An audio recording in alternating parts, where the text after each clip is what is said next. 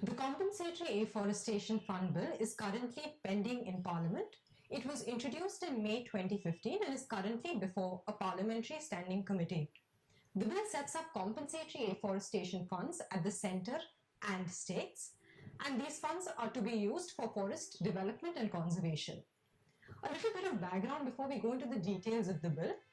Currently, forest land may be diverted from non-forest or developmental activities like an industrial or infrastructure project with approval of the central and state governments.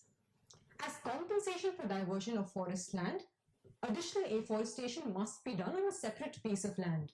This is called compensatory afforestation. In addition, compensation must be paid for loss of the forest ecosystem, including for all the forest goods and services and the forest biodiversity. Valuation of this forest ecosystem is called net present value.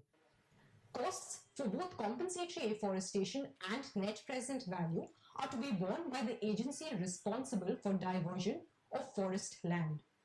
State governments will be collecting these payments and they will be using them for compensatory afforestation, forest development and wildlife protection. In 2002, the Supreme Court had observed that these funds are not being utilized and therefore they must be centrally pooled in a national fund. An authority was set up called the Ad Hoc Compensatory Afforestation Fund Management and Planning Authority, or the Ad Hoc CAMPA. This bill seeks to replace the current system.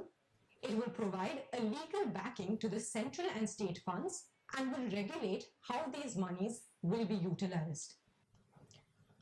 The Compensatory Afforestation Fund Bill 2015 does four things. First, it provides what kind of payments will come into the funds. A. Payments for compensatory afforestation. B. Payments for net present value or loss of the forest ecosystem. C. Payments for violation of diversion of forest land guidelines. And D. Any other additional payments which may arise on specific projects such as irrigation projects. The second thing the bill does is provides how these funds will be split between the national fund and the state funds. The bulk of the money will go into the state funds, that is about 90% of the money. The rest will be transferred to the national fund. Third, the bill provides how these monies will be utilized.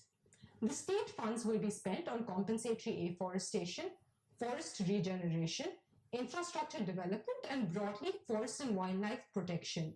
On the other hand, the national fund will be spent on monitoring purposes and also for approved schemes related to forestry and wildlife sector.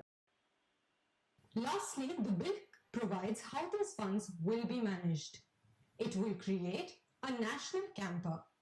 The national CAMPA will have core committees responsible for broader policy and day-to-day working. These will be primarily staffed with government and forest officers and a few experts.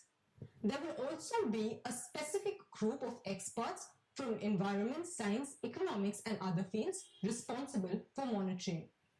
There will also be state CAMPAs responsible for managing state-level funds.